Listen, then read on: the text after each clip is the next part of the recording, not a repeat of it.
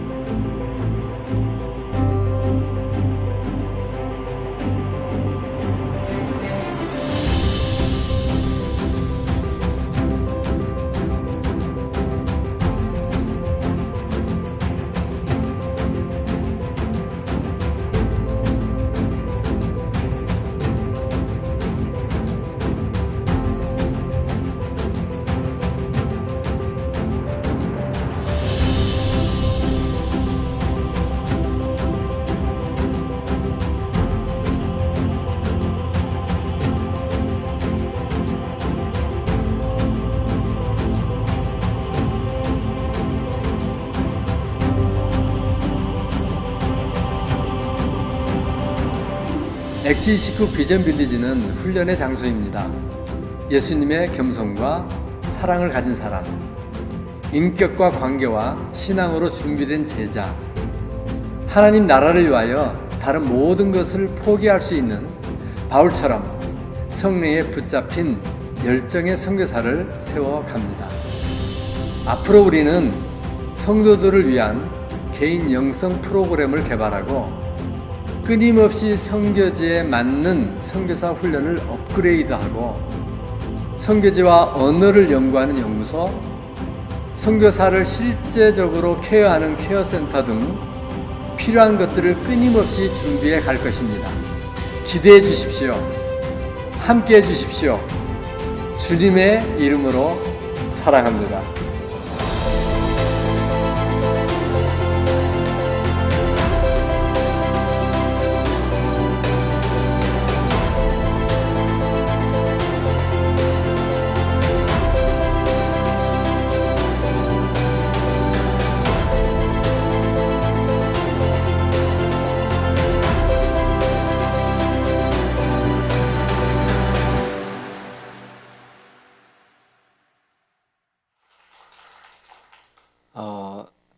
생각보다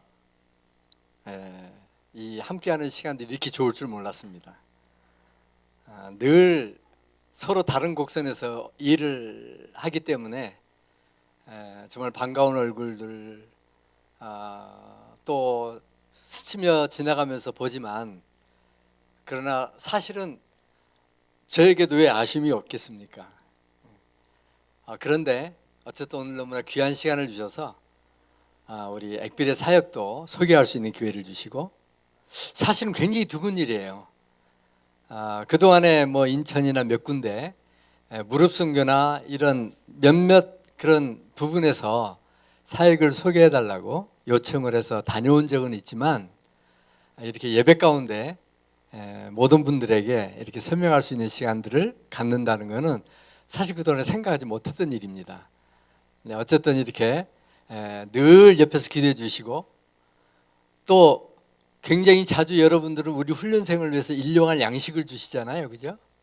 그래서 매번 훈련받는 분들이 또 여러분이 사주시는 그런 음식으로 배불리고 그리고 한 공간에서 정말 한마음 가운데 있는 여러분들에게 우리 액비를 소개할 수 있어서 정말 좋습니다.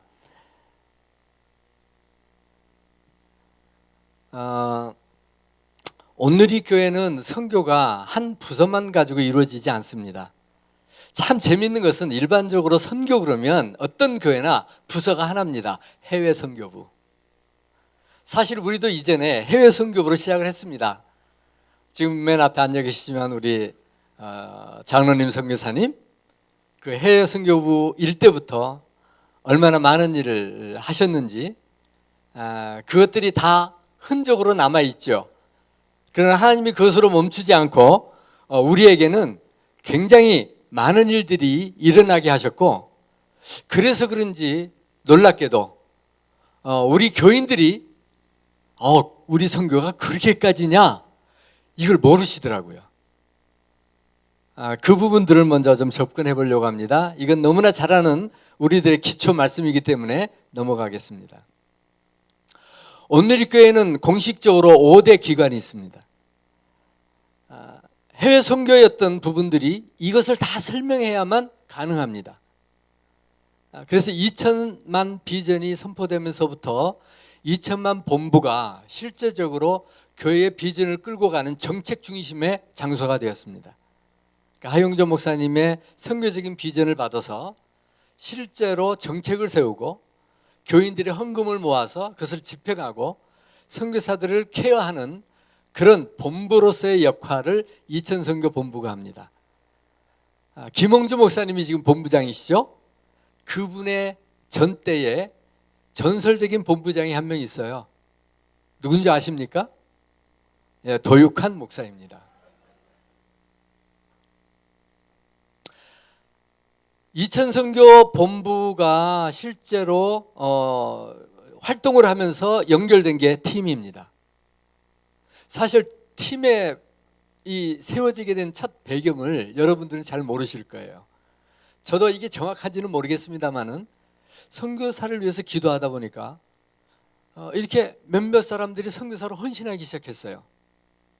그런데 80년대 말 그때만 해도 선교 단체들이 꺼려하는 계층이 있었습니다. 누구냐면 40대 이상의 사람입니다. 이미 나이가 있기 때문에 효과적으로 사역할 수 없다라고 판단하셨는지 선교사로 받지 않으셨어요. 40대 이상을. 그런데 우리 온누리교회는요, 기도하기 시작하다가 헌신한 분들이 대부분 50대 이상이었습니다. 우리 이병헌 선교사님도 그 중에 한 명입니다. 그러니까 헌신을 하셨는데 너무나 귀한 자원들인데 단체들이 안 받아주는 거예요. 또 우리 고하영주 목사님은 어떤 분입니까? 안 되면 되게 하는 분 아닙니까? 그래서 두란노 서원 안에 선교부 하나를 만들었어요. 그분을 보내려고. 그래서 최선수 장로님, 우리 이병현 장로님, 그리고 박승철 장로님, 뭐 몇몇 분들이 그렇게 나가기 시작한 게 팀의 모태입니다. 그래서 7가정을 허입해서 출발을 했기 때문에 어쩌면 우리 온누리교회에서 파생된 바로 그 다음 주자가 팀이 아니었을까 생각을 해봅니다. 그러다가 만들어진 게 이제 비전 빌리지예요. 비전 빌리지가 이따가 연대 얘기가 나오기 때문에 지금은 간단하게 설명을 드리는데 2천만 비전이 선포되면서 95년도에 선교사 훈련이 시작이 돼요. 아까 영상에서 2천만 훈련원 그래가지고 이 안에 있던 2층 건물 보셨습니까? 네. 그렇게 시작이 된 게 오늘날까지 선교사 훈련을 하고 있습니다.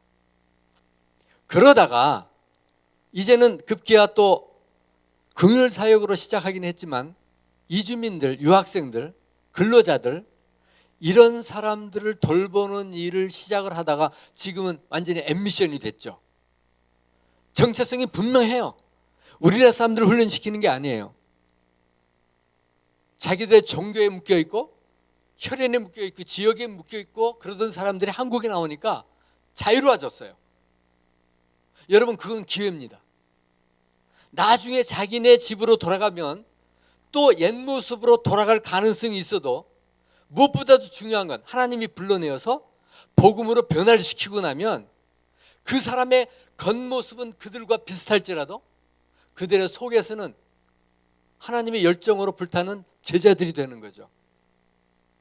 여러분, 실제로 제가 몇 년 전에 인도네시아 가가지고 우리 박광규 선교사님 최근에 질병으로 돌아가셨지만 근로자를 섬기다가 급기야는 자카르타로 가서 그곳에서 한인교회를 세운 목적은 뭐냐면 훈련받고 떠나왔던 현지인들을 섬기기 위해서였거든요.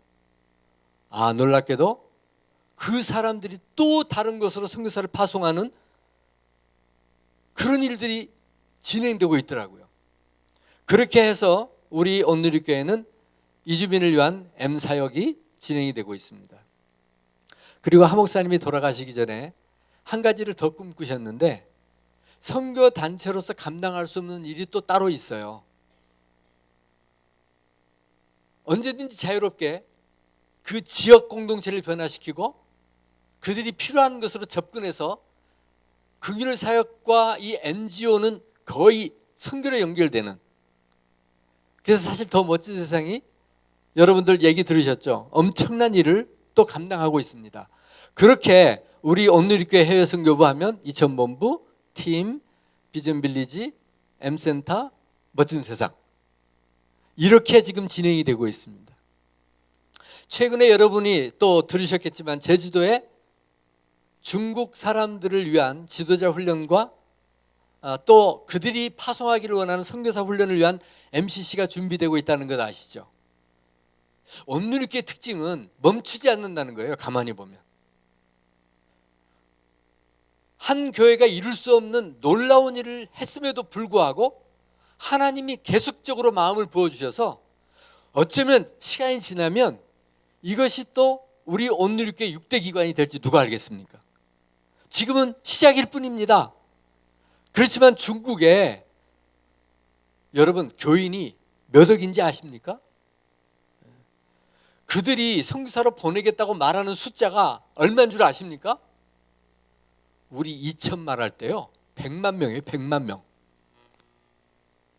실제로 우리 한국이 선교 파송 2위 국가라고 그랬었죠. 이미 지금은 4위 정도입니다. 중국과 인도와 다른 나라들이 앞을 차지하기 시작했어요. 어쩌면 다음 세대 하나님의 나라를 마무리할 민족 중에 중국이 쓰임받게 될지 분명히 우리는 모릅니다. 지금도 이미 나가 있는 인원이 우리보다 많다니까요. 그렇다면 이미 자기네 민족을 전도하거나 선교까지 감당할 수 있는 그 사람들을 위해서 우리가 해야 될 일은 중국 교회를 깨우는 거예요. 그들에게 선교사가 무엇인지를 바로 가르쳐 주는 거예요. 이제 우리 시대가 지나간다면 우리는 어쩌면 부모처럼 섬기고 동역자처럼 일하고 오히려 그들을 섬기는 그런 일들이 이제 시작된 것 같습니다. 그래서 지금 최근 들어서 담임 목사님이 역파송 얘기를 하죠. 여러분, 안타깝게도요 이제 우리 한국 선교사들이 헌신이 점점 줄어들고 있습니다. 그나마 온누리교회가 이 명맥을 유지하는 건 뭔 줄 아십니까? 주일학교에서부터 계속적으로 선교에 대한 도전이 있어요. 이번에도 2년 만에 한 번씩 개최되는 카운트다운 맞죠? 청년부? 그 집회의 특징은 선교에 대한 도전입니다. 이번에도 88명, 90명에 가까운 사람들이 단기에서부터 장기까지 선교사로 가겠다고 헌신을 했어요. 이제 그 사람들이 장차 훈련으로 들어올 거 아니겠습니까? 그 사람들이 장차 우리 선교의 2세대를 책임져 가지 않겠습니까? 그런데 한국 교회 안에는 이런 도전이 없어요. 그래서 지금 모든 선교단체들이 자원이 없어서 지금 아주 목말라 하고 있습니다.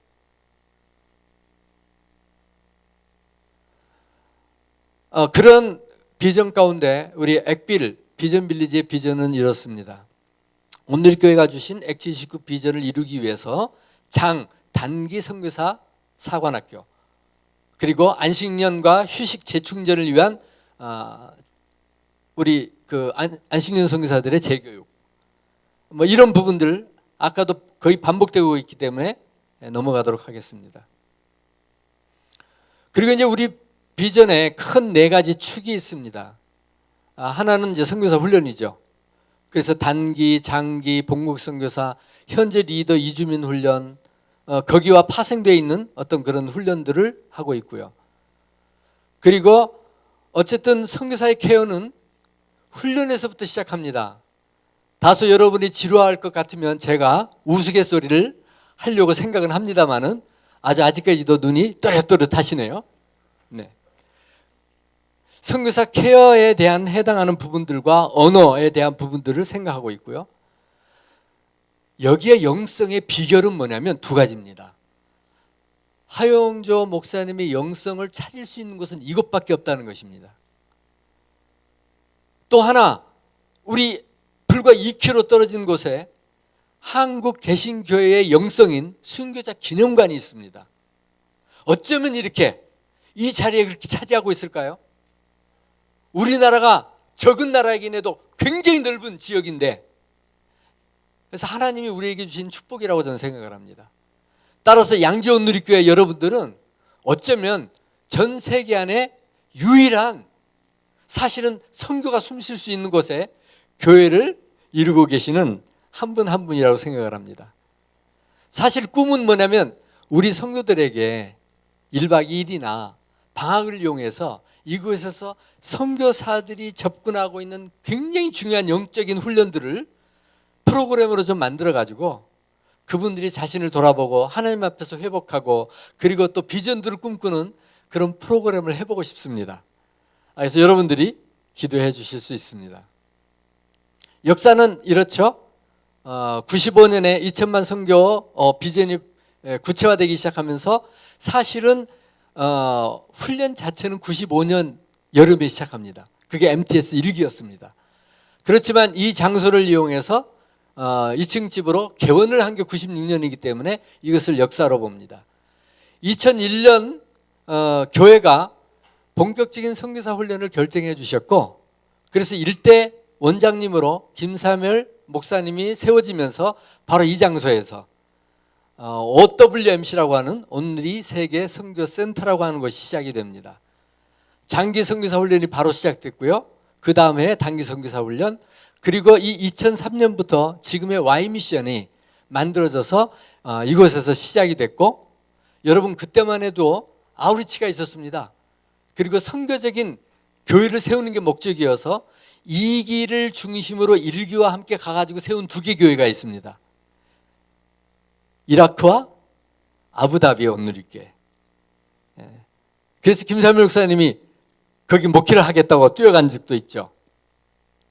목사님이 소천하신 다음에 제가 2대 원장이 되었었고요.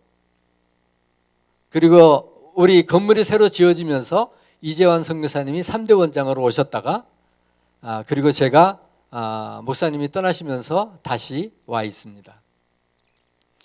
이제 우리 비전 빌리지의 선교사 훈련을 좀 소개해 드리겠습니다. 사실 우리 훈련의 목표는 간단합니다. 온누리교회 비전을 따라 선교의 목숨을 건 선교사로 훈련한다. 우리 그 굉장히 중요한 모토입니다. 선교의 목숨을 걸었다. 이거는 어떤 면에서는 우리의 선교사들이 당연히 하고 있는 일이긴 합니다. 그렇지만 지금도 여전히 그런 마음으로 헌신할 사람들을 훈련시킵니다. 그리고 예배와 기도와 말씀, 경건한 공동체의 그런 가치를 둔 선교사를 훈련하고, 항상 섬김의 자세로 시대와 문화를 이끄는 선교사를 훈련합니다. 여러분 제가요 알고 보면 섬기는 일을 제일 잘 못합니다. 그래서 목사 되고 선교사가 되어가지고도 이 부분에 대한 갈등이 있습니다. 근데 여러분 놀랍게도 하나님이 제게 주신 축복은 뭔 줄 아십니까? 이름이에요, 이름. 우리 도육환 목사님이 제 이름을 소개할 때 아주 애써서 발음하려고 하는 것을 내가 들었습니다. 황종연. 근데 우리가 경상도 사람이 말하면요, 발음이 셉니다. 아까 황종년 이렇게 나와야 됩니다. 그래서 제가 종년입니다. 근데 이 이름이 기쁘기 시작했어요. 왜? 하나님의 종이잖아요, 우리가. 저는 그래서 자격이 없는데 선교사가 된 사람입니다. 어쨌든 다양한 민족과 세대 안에서 조화를 이루는 그런 선교사여야 살아남습니다. 그 부분이 우리들의 목표고요. 그래서 그런 선교사를 훈련시키기 위해서 전인적인 접근을 합니다. 몸도 체력 단련을 위해서 등산 산책을 시키고요. 항상 마음도 무장하게 만들면서 인격 다루고요. 관계 다루고요. 현장 중심의 선교, 팀 훈련, 총체적 선교, 어떤 이런 부분들에 전략적으로 접근하고 있습니다. 사실 이런 숫자는 자랑할 내용은 아니지만 이 V절을 품은 다음에 우리를 통해서 하신 일을 우리가 한눈으로 볼 수 있는데, 이게 지금 장기 선교사 훈련학교입니다. 지난주까지 27기를 훈련시켰고요. 훈련생이 584명이 배출됐습니다. 이 아래 숫자는 자녀입니다. 단기 선교사로 30기에 702명, 안식년 재교육으로 178명. 한번 생각해 보십시오. 이게 벌써 얼마나 많은 인원입니까? 1200명이 넘는 숫자입니다. 온누리교회가 어느덧 2000 비전을 다 이루었습니다. 선교 현장에 지금 900명이 넘는 선교사가 활동하고 있죠. 단 한 개의 교회가 말입니다. 그리고 이 일을 할 수 있는 비결은 여러분들의 기도와 매년 연초에 작정하는 여러분들의 선교를 위한 헌금과, 그것은 여러분이 들고 있는 감사나 11조와 별개로 따로 떼어서 드리는 거 아닙니까? 어쩌면 우리 온누리교회는 10분의 1만 헌금하는 교회가 아니라 자신에게 주신 소득의 감사함을 10의 2나 10의 3을 하고 있는 그런 교회인 것입니다. 사실 온누리 선교사가 되려면 이걸 좀 복잡하게 여러분들에게 말했지만, 온누리 파송 선교사가 되려면 교인이 되어야 합니다. 그리고 우리 집사 훈련 받는 것처럼 그런 훈련의 기본이 되어 있어야 합니다. 그리고 매년 2차례에서 4차례 온누리 선교사 오리엔테이션이 있습니다. 오모라고. 거기에 와서 관심을 가지고 접근을 하기 시작하고, 그렇게 하면 선교단체로 연결하고, 선교단체에서 우리 훈련원으로 연결을 하고, 그래서 훈련이 끝나면 교회에 허입심사가 있고, 그래서 파송받는 그런 시스템을 가지고 있습니다. 이거는 뭐 아까 비슷한 얘기를 또 한 거니까, 자, 이 부분도 중요한 것 같습니다. 자, 그럼 어떤 사람이 온누리 선교사가 되고 온누리 선교사가 되려고 하는 사람들에게 어떤 기회가 있느냐? 동일하게 훈련을 받는 것은 동일한데, 온누리 교회에 파송을 받을 사람하고 다른 교회에 파송을 받을 사람이 구분됩니다. 온누리 교회에 파송받을 사람은 두란노 해외 선교에 속해도 되고 건강한 어떤 선교단체에 속해도 괜찮습니다. 그래서 파송 선교사라고 할 때 팀으로 인도되는 사람이 있고, 2000만이나 멋진 세상이나 외기나 OMF나 이렇게 연결되는 사람들이 있습니다. 그런데 온누리교회 교인이면 동일하게 파송 선교사입니다. 또 하나, 우리 온누리 교인이 아니에요. 그런 사람들 중에서 두 종류가 있습니다. 온누리 비전 가운데서 일하고 싶은 사람이 있죠. 그분들도 웰컴합니다. 그 대신 그 사람들은 어디에 속하느냐면 팀에 속하게 됩니다. 그래서 그분들은 협력 선교사라고 하는 이름하에 활동하게 됩니다. 물론 멋진 세상도 가능할 겁니다. 그리고 이제 우리 온누리교회 교인이 아니면서 타 단체 소속일 경우 단순하게 우리는 위탁 훈련만 시킵니다. 따라서 어떤 사람이든 선교사로 가기 전에 훈련 받으러 들어올 수 있는 그런 장소라는 것을 말씀을 드립니다. 여러분도 주변에서 지켜보니까 아시겠지만 저희들 훈련은 대충 이렇게 진행이 됩니다. 5시 40분부터 1시간 동안 큐티를 합니다. 30분 동안 묵상하고 30분 동안 쉐어링하고 그거를 에브리데이 합니다. 왠 줄 아십니까? 습관으로 만들기 위해서 합니다. 사실 우리 큐티를 알아도 할 때 있고 안 할 때 있잖아요. 어떤 때는 쉬잖아요. 근데 선교사는 큐티를 해야 합니다. 왜요? 영적 전쟁터 같은 그 현장에 떨어지면 아무것도 공급받을 데가 없습니다. 그러니 매일매일 만나를 먹는 것처럼 하나님 안에서 공급받지 않으면 안 되는 것입니다. 그래서 습관화시키기 위해서 그리고 순교자 기념까지 운동하고 아침 식사 후에 보통 6시간 정도, 5시간 반 정도 오전, 오후 강의가 진행이 됩니다.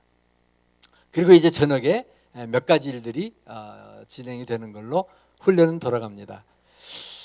제가 장사를 좀 해야겠습니다, 여러분. 다음 훈련 스케줄입니다. 이제 6월 19일부터는 이미 결정이 되어서 단기 선교사 또 한 개 기수가 시작이 되고요. 7월 17일부터는 역시 안식년 선교사이기 때문에 미리 명단이 결정이 되어서 이분들이 훈련에 들어옵니다. 그러나 내년에는 열려 있습니다. 혹시 여러분이나 여러분 주변에 훈련 받기를 원하시면 이 스케줄을 여러분이 소개해 주시면 감사하겠습니다. 간단하게 좀 넘어가겠습니다. 단기 선교사 훈련학교와 장기와 안식년 때 기본은 똑같습니다. 그건 뭐냐면 디도서 2장 12절 말씀을 근거로 인격훈련, 신앙훈련, 관계훈련을 시키는 겁니다. 사실은요, 선교사면 남들이 인격적으로 믿을 수 있는 사람다운 사람이어야 합니다. 그렇지 않겠습니까? 그리고 편을 먹거나 좋아하는 사람하고 이러거나 그게 아니라 예수님처럼 모든 사람에게 동일하게 의의를 가지고 대할 수 있어야 합니다. 무엇보다도 하나님하고 친밀함을 유지해야죠. 그래서 이것을 바탕으로 관계와 이론과 인격과 신앙에 대한 훈련을 4주에 걸쳐서 실제적인 떠날 준비를 시킵니다. 단기 선교사이기 때문에 장기적인 안목으로 기초 훈련만 담당하고 있습니다. 이런 사람을 만들려고 그러고 있고요. 그 다음에 이제 어떤 절차를 갖고 이런 거는 지금 여러분에게 그렇게 중요하지 않을 것 같습니다. 많은 그 강의 내용들이 있는데 이것도 역시 여기에서 넘어가도록 하겠습니다. 장기 선교사 훈련학교, 네, 기본 골격이 같죠. 그렇지만 다른 건 뭐냐면 이제 장기 선교사는 온전히 내 삶을 현장으로 연결시키는 겁니다. 그렇기 때문에 타문화가 뭔지, 그곳에서 사역할 때 중요한 것은 무엇인지, 우리가 전해 주어야 될 복음의 핵심은 뭔지, 그걸 전하는 기술은 어떤 건지, 교회 개척을 할 때는 무엇이 필요한지, 이러한 부분들을 16주에 걸쳐서 세세하게 다룹니다. 물론 이 시간이 완전한 시간은 아닙니다. 왜냐하면 우리나라 사람들이 특징이 한 가지 있는데 열정은 누구보다도 커요. 그런데 준비에 대해서는 굉장히 조급합니다. 내가 이제 헌신했으니까 당장 보내달라는 거예요. 그래서 사실은 ABC가 갖춰지지 않는 경우들이 굉장히 많아요. 그래서 최소한 16주는 해야 하는 과정 속에 있습니다. 목표는 이렇고요. 역시 어떤 과정, 어떤 내용으로 진행되는지가 있는데 넘어가겠습니다. 안식년으로 돌아오는 선교사들은요, 여러분 한 가지 특징이 있습니다. 폐잔병이라는 겁니다. 전쟁에서 져서 폐잔병이라는 게 아니라 이거는 전투의 일선에서 무수한 영적 전투와 실제적인 전투를 하다 보니까 상처들을 너무 많이 받습니다. 지쳐 있고요. 하나님이 아니면 견딜 수 없는 시간들을 보내고 왔기 때문에 그 일을 하기 위해서 포기한 게 너무 많아요. 가족 포기하죠. 쉬는 거 포기하죠. 이런 분들을 재무장시켜서 보내야 되는 거예요. 그래서 이것만 간단하게 설명을 해드리면 첫째 주에는 쉼, 그래서 아무것도 하지 않습니다.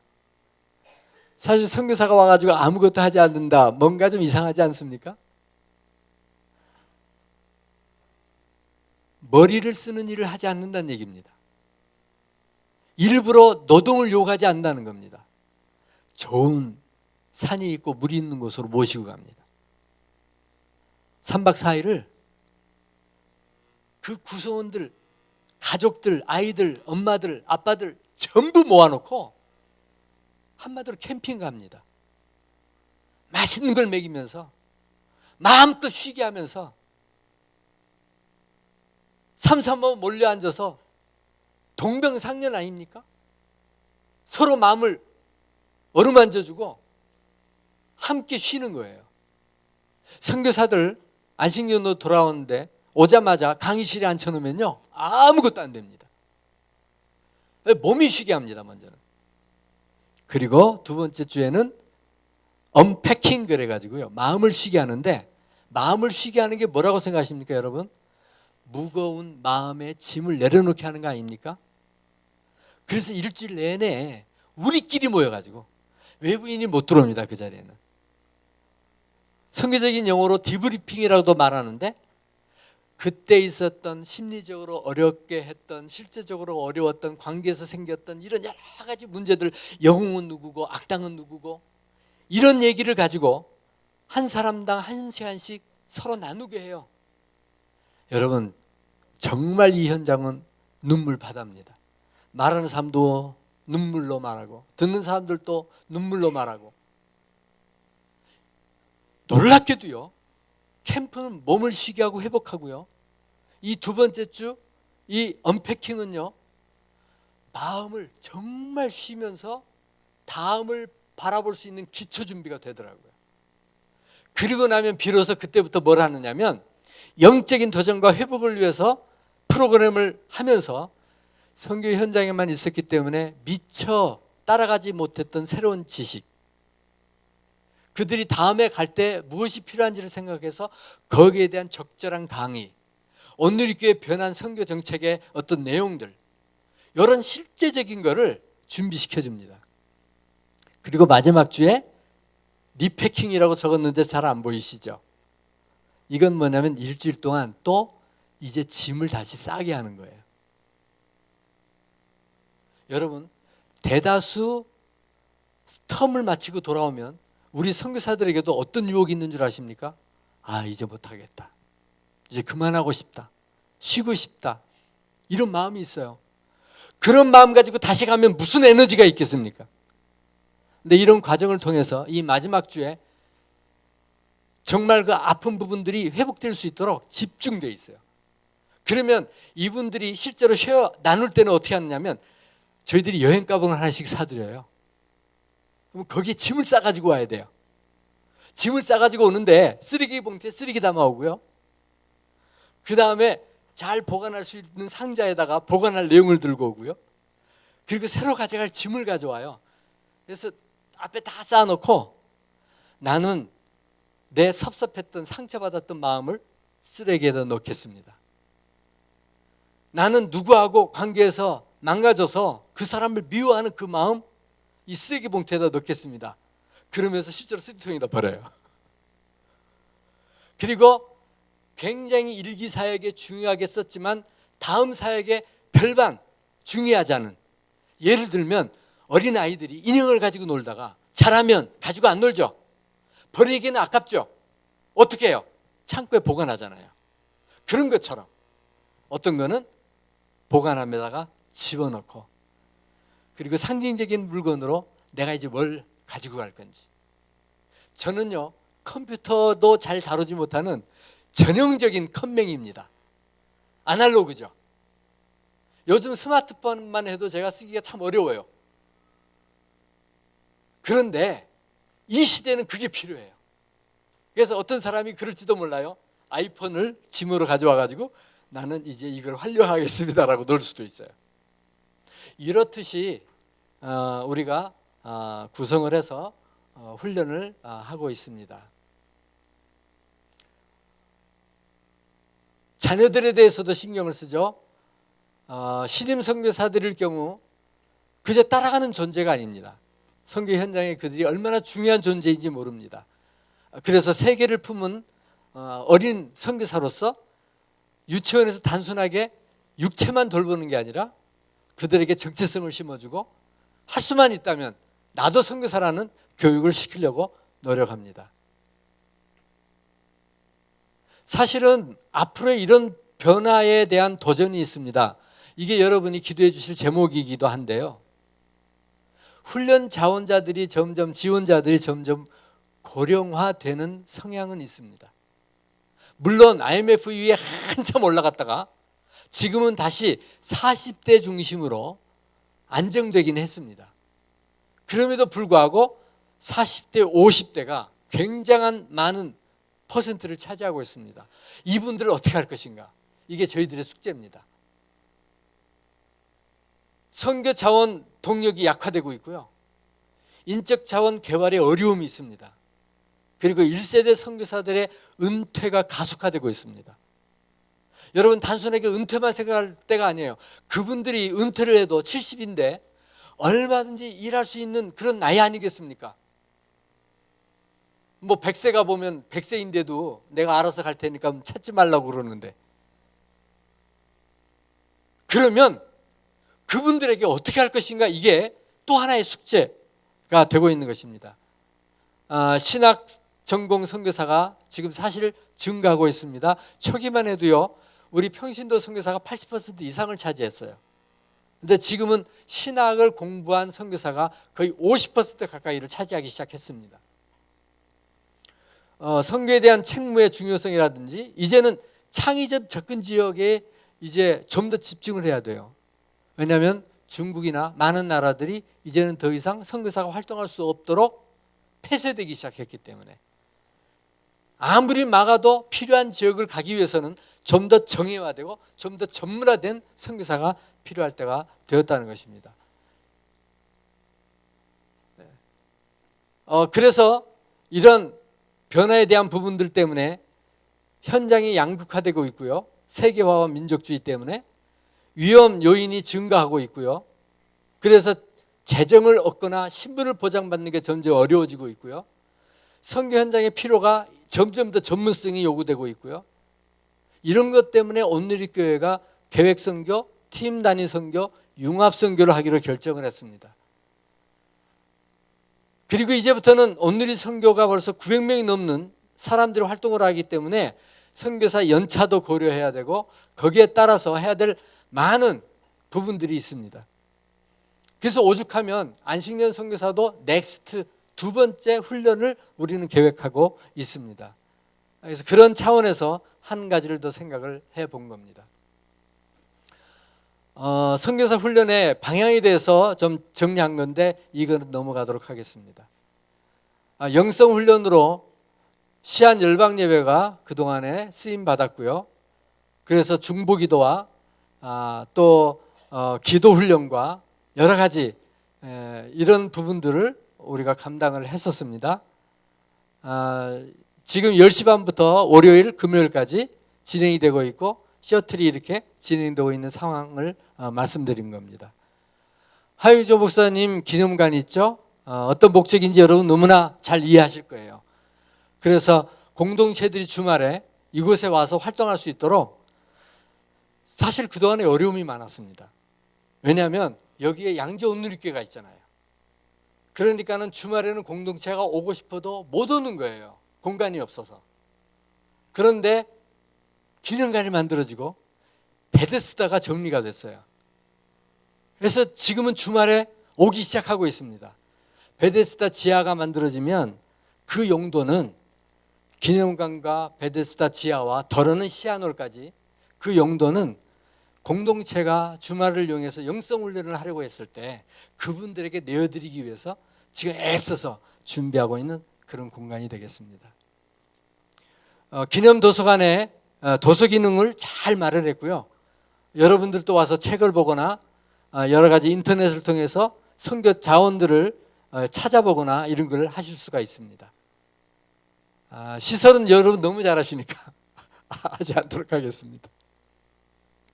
아까 앞으로의 방향 때문에 기도 제목들이 대부분 나왔습니다마는 오늘이 이 비전 빌리지의 사역을 위해서 여러분들이 기도해 주십시오. 어쨌든 선교사들이 목적에 따라 잘 훈련되고 영적 군사로 건강하게 균형 잡혀서 정말 사역을 감당할 수 있도록 지금 이 시대의 현장에 맞게 준비될 수 있도록 지금 현재 라마단 집회가 6월까지 진행이 될 건데 그것들을 위해서 기도해 주시고 우리 선교 훈련을 담당하고 있는 스태프들 그분들을 위해서 기도해 주시면 정말 감사하겠습니다. 네, 지루하지만 끝까지 들으셔서 감사하고요. 제가 기도하고 오늘 그래도 메시지 제가 몇 분까지 하면 됩니까? 이 마음대로가 아니라 1시간 저에게 주신 것 같은데 서론이 좀 길었죠. 네, 제가 잘하는 게 뭔 줄 아십니까? 늘리는 것도 잘하고요. 쫙 줄이는 것도 잘합니다. 그래서 핵심을 잘 요약해서 나누도록 그렇게 하겠습니다.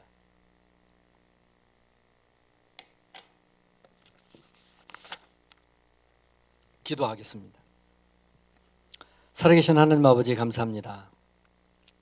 오늘 이 귀한 시간에 특별히 누구보다도 선교 동력화되어 있고 하나님을 위해서 충성스럽게 단지 하나의 교회가 아니라 이 교회 공동체를 통해서 우리 온누리교회 비전의 근간을 이뤄가고 있는 양재 온누리교회 교인 한 명 한 명들을 축복하여 주옵소서. 특별히 이 시간에 이 자리에 있어 선교를 위해서 중보하는 분들을 더욱 축복합니다. 하나님 저들의 수고와 헌신을 받아주시며 저들에게 마음껏 쓸 수 있는 모든 자원들을 허락하여 주시며 결코 위축되는 것이 아니라 주님 안에서 매일매일 새로워지는 그리고 하나님과 함께 일하면서 얻는 그 기쁨의 열매로 인하여 한 걸음 더 움직이는 양지 온누리교회가 되게 하여 주시옵소서. 예수님의 이름으로 기도드립니다. 아멘. 저는 오늘 본문인 룻기 2장 1절에서 좀 7절까지만 핵심을 잡아서 여러분과 얘기를 하고 싶습니다. 여러분 어떻습니까? 살아오다가 지금까지 여러분의 삶에 그저 그냥 거저 주어진 게 있었습니까?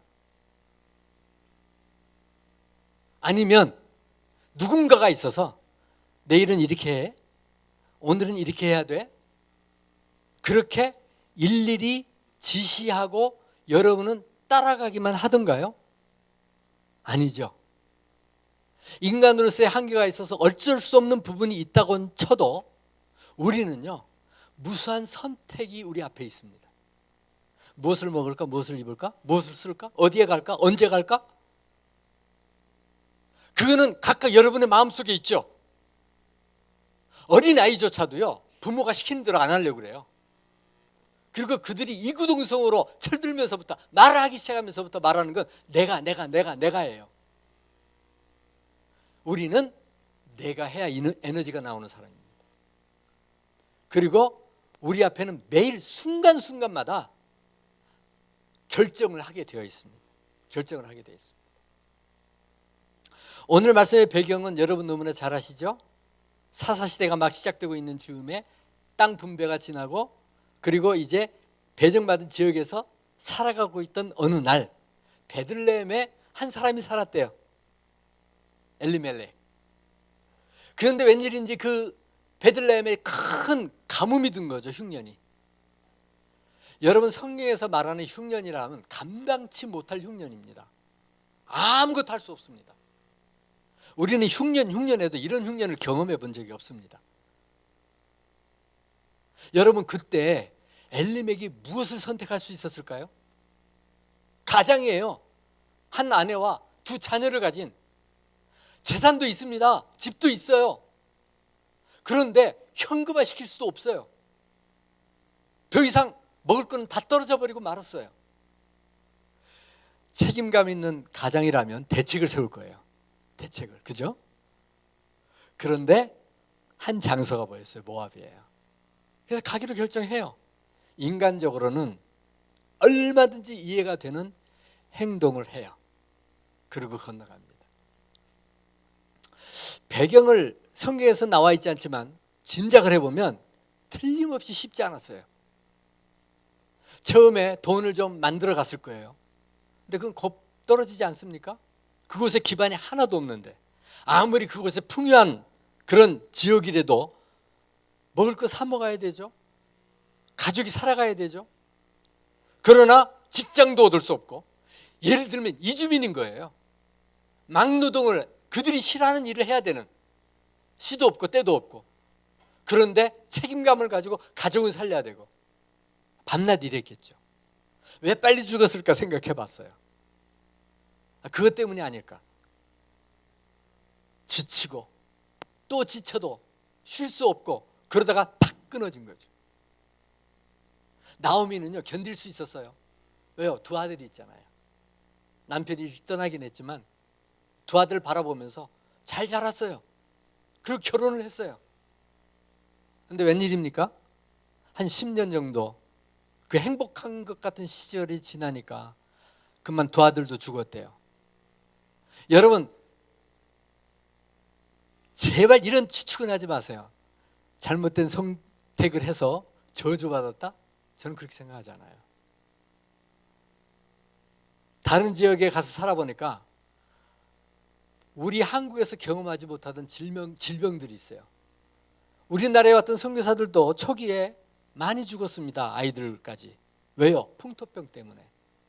어쩌면 이 두 아들은 그런 풍토병이나 이런 것 때문에 죽었을 거예요. 이런 것 때문에 죽었을 거예요. 이런 선택이 사실 여러분에게도 지금까지 살아오면서 무수하게 있었고, 어떤 때는 옳은 선택을, 어떤 때는 좀 잘못된 선택을 하게 됐었을 거란 말입니다. 여러분, 그런 선택이 우리 앞에 있어서 할 수밖에 없는 그런 선택의 결과를 놓고 여러분들이 그거를 내가 잘못했구나, 그것 때문에 내가 저주받았구나, 이렇게 접근은 하지 마십시오. 그러나 우리가 이 대목에서 생각해 볼 게 있어요.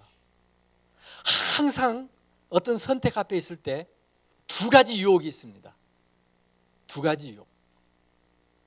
사실은 엘리멜렉이 정답이라면 이래요. 하나님이 떠나지 말라 그랬어요. 하나님이 사실은 베들레헴에 있으면서 어려움이나 괜찮아 보이는 모압을 가서 어려움이나 그게 무게로 따지면 비슷할 겁니다. 당장에는 좋아 보이고 당장에는 보암직하고. 여러분, 질문해 봐요. 혹시 여러분이 지금까지 살아오면서 어떤 선택을 해야 될 그 순간에 이래야 하지만 이럴 수밖에 없었던 그 순간에 보면 그게 더 좋아 보이지 않으셨던가요? 뭐가 기준이었던가요? 이건 필요하다는 거죠. 이거는 필요하다는 겁니다. 저는 여러분들이 그래서 믿음의 선택을 할 수 있는 한 사람 한 사람이 되었으면 좋겠어요. 믿음의 선택이라고 하는 것이 필요 이상 이상적인 선택을 하라는 얘기가 결코 아니거든요. 우리가 살아가는 이 세상은요, 똑같아요. 누구나가 겪어내야 될 죄 가운데 이미 시작돼 버린 아담 이후의 역사는 우리가 치러야 될 대가들이 있어요.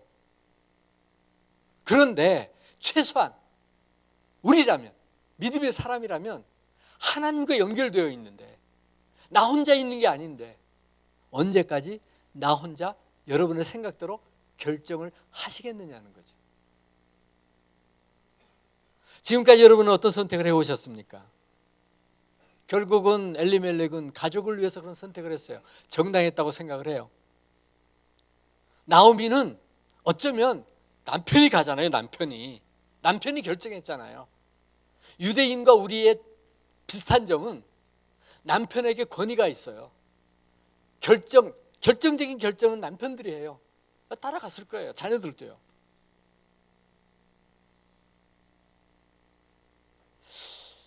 두 번째로 생각해 보고 싶은 건 뭐냐면요, 모든 선택에는 책임이 따른다는 거예요.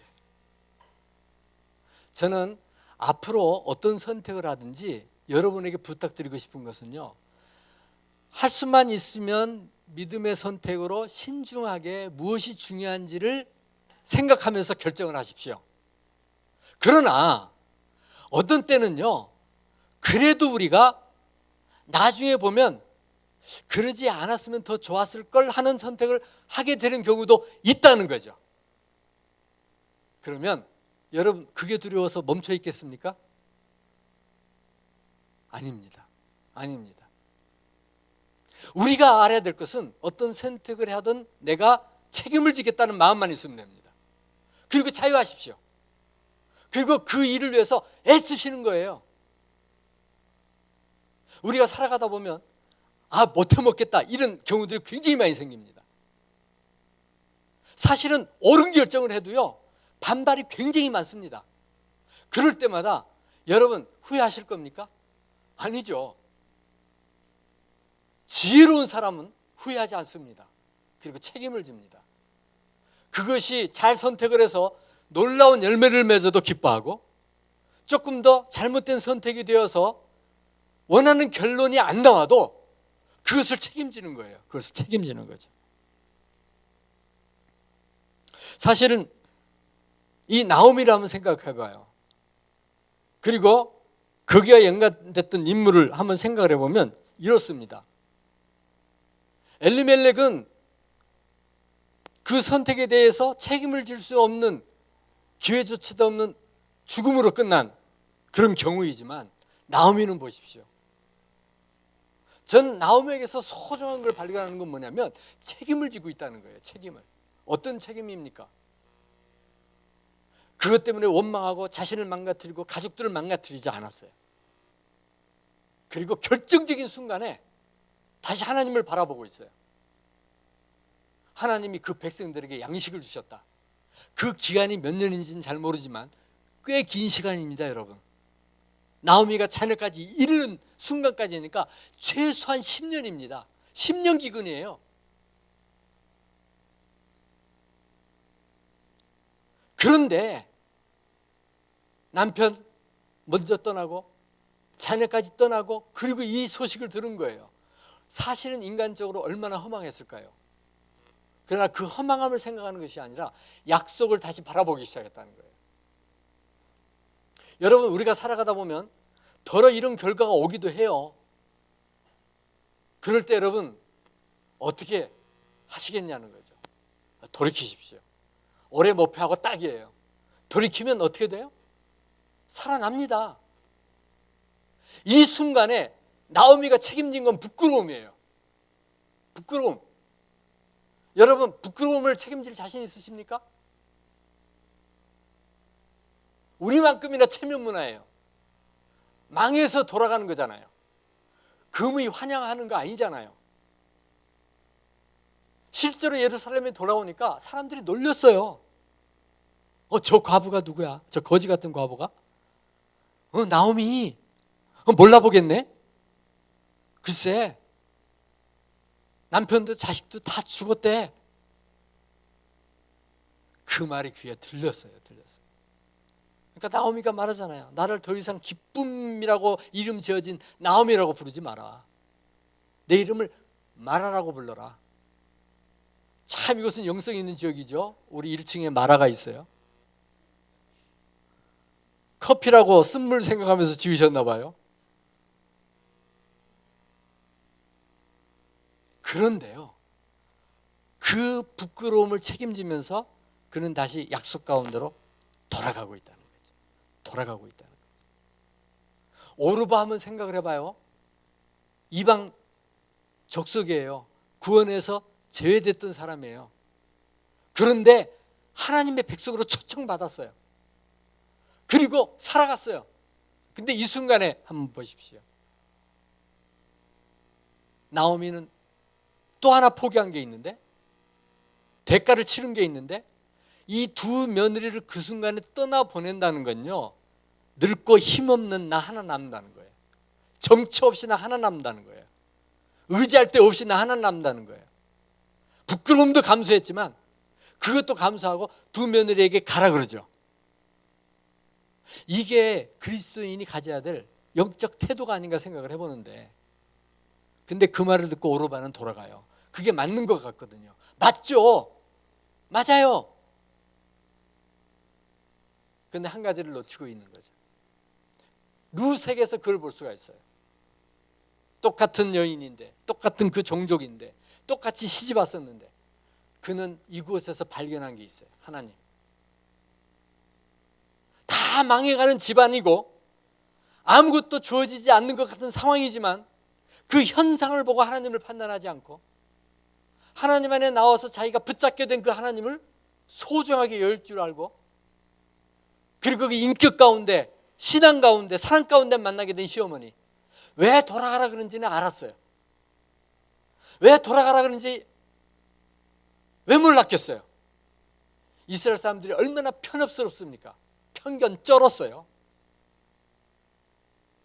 이방인은 개같이 여겨버리는, 동류에 넣어주지도 않는. 그런데 이방 여인이죠. 그것도 과부예요. 과부.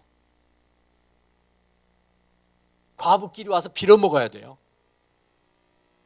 돌아가면 그래도 뭐가 있으면 그거 바라보고라도 가지. 안 그렇습니까? 여러분, 우리 앞에는 많은 선택의 기회가 있는데 어떤 선택을 하느냐는 시작입니다.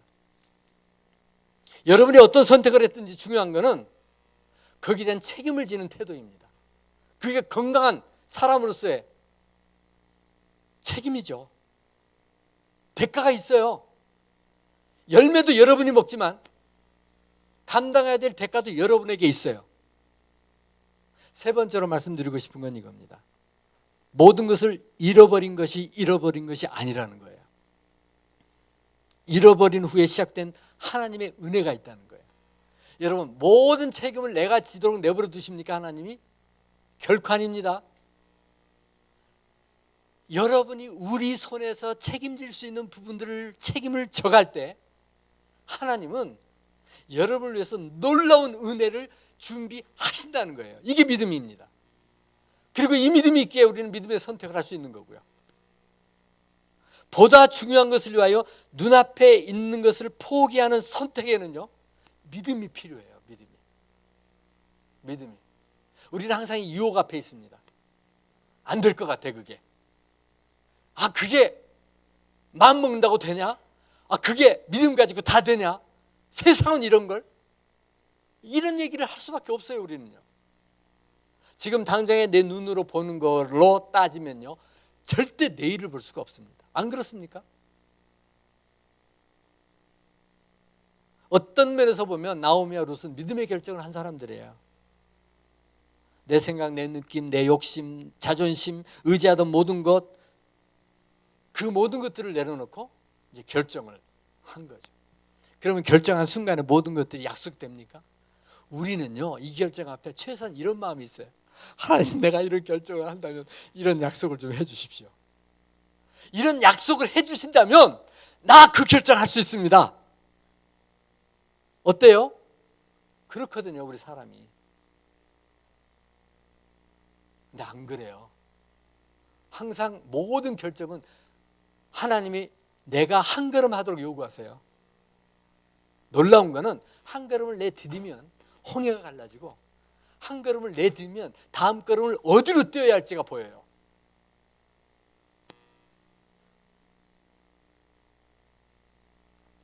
저는 그런 생각이 들더라고요. 게으른 사람은요, 생각만 해요. 그죠? 어리석은 사람은요, 늘 잘못된 선택만 해요. 될 만하면 다 가버리고, 또 좀 이제 견딜만 한데 또 그냥 방향 전환해버리고. 어쨌든 돌이키는 순간에 부끄러움은 선택해야 했지만, 무시는 선택해야 됐지만, 나오미가 그렇기 때문에 받은 축복이 뭔 줄 아십니까? 굶지 않았어요. 오자마자부터 굶지 않았어요. 사실은 보십시오. 추수꾼이 추수할 때 얼마나 최선을 다해서 추수하겠습니까? 그 이삭 줍기라는 게 그게 얼마나 있겠습니까? 그런데요, 추수꾼 뒤를 누가 따라갔어요? 자기네 과부들이 따라가면서 다 주었어요. 쭉정이만 남아 있었어요. 그거를 따라가면서 주어야 하는 거예요. 그러니까 종일 바빠. 손에 쥐는 게 없어요. 그런데요, 하루에 거둔 것이 얼마라고요? 1에바. 건강한 4인 가족이 최소한 3일 먹을 수 있는 양식. 이게 말이 됩니까? 그리고 하나님이 하신 일이 뭐예요? 하나님이 하신 일이 마침 이런 표현이 있어요. 마침 보리를 추수하는 때였다. 그들이 돌아올 때가. 그 환경은요, 추수 때 아니면 먹을 게 없는 나라 아닙니까? 이른 비 늦은 비 겨우 와서 열매 맺는 게 그 나라 아닙니까? 그때 지나면 아무것도 없어요. 사막이에요. 굶어 죽지 않게. 마침 그때 와. 그리고 더 기가 막힌 거는 아무 집에나 찍어서 갔겠죠. 추수하고 있는 곳에. 그런데 가서 보니 이게 우연히 누구네 밭이라고? 보아스의 밭이에요. 보아스의 밭. 그런데 또 그날따라 이게 웬일이야. 바로 그때 누가 와? 보아스가. 미쳤다고 보아스가 거기에 왜 와요? 일꾼들 다 시켜놓고 이제 마지막 계산할 때만 오는 사람이. 원래 풍습상 주인은 추수 중간에 안 와요. 근데 또 그때 와. 그런데 또 한 가지 더. 왜 또 저 여인이 궁금해, 그 사람이. 궁금할 이유가 뭐가 있어요? 에? 근데 또 저 여인이 누구냐 하고 또 물어보고. 또 재미있는 것은 일꾼들은요, 사실 여인 같은 사람은 귀찮은 존재입니다. 안 그래요? 좋게 말해줄 리가 없어요.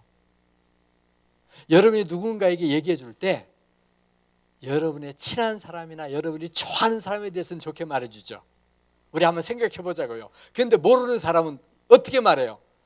아, 글쎄 그 사람 책임 안 져요. 잘 모르겠네. 그런데 혹시라도 직접적이지 않아도 자그마한 실수라도 했다면 여러분은 어떻게 얘기해요? 있는 대로 얘기를 해주죠. 그 사람에 대해서. 이렇게 칭찬할 수가 없어요. 이렇게 칭찬할 수가 없어요. 자, 보십시오. 잘못된 선택을 할 수가 있고요. 그리고 여러분 책임은 따릅니다. 그런데 책임만 남는 게 아니라 하나님의 은혜가 있습니다. 하나님의 은혜는 우리가 상상할 수 없습니다. 그런데 하나님은 일하고 계신다는 거죠.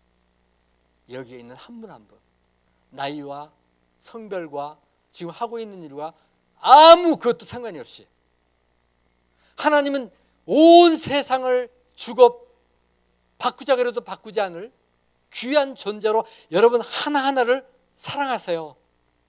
이미 하나님은 선택하셨어요. 그 선택을. 저는 여러분들이 그래서 항상 앞으로는 그런 선택을 하기를 바라요. 이럴 수도 있고 저럴 수도 있어요. 대가 좀 치르면 돼요. 그런데 잘 선택한 것 같아도 일이 그렇게 되기도 해요. 그럴 때 그 선택 때문에 흔들지 마세요. 믿으세요. 그냥 믿으세요. 그리고 책임지세요.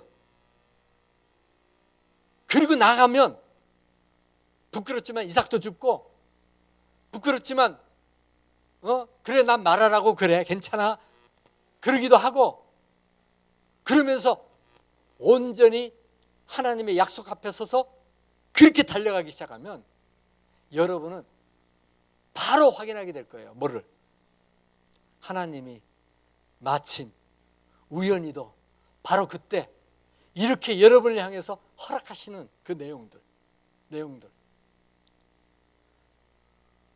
하나님이 나를 어느 곳에 두셨다 그러면 그곳을 통해서 뭔가를 하기를 원하시는 분명하게 하나님의 부르심도 있고요. 내가 무엇을 할 수 있다 그러면 그것을 통해서 여러분들은 가치 있는 삶에 여러분을 드릴 수 있는 그런 기회들이 있고요. 그래서 항상 믿음의 선택을 하고 언제든지 그 선택에 최선을 다하시는 여러분들이 되시기를 바랍니다. 더러는 선교사를 헌신하기도 하지만 더러는 안 그래도 돼요. 여러분의 있는 자리에서 얼마든지 기쁨으로 하나님을 위해서 일꾼 될 수 있어요. 그렇게 우리가 충성하다가 우리 모두 언젠가 그 나라에 가서 그랬었지 그러면서 같이 기뻐하는 그랬더니 이런 거였구나 라고 함께 헤아리는 그런 축복이 우리 모두에게 있기를 바랍니다. 기도하겠습니다.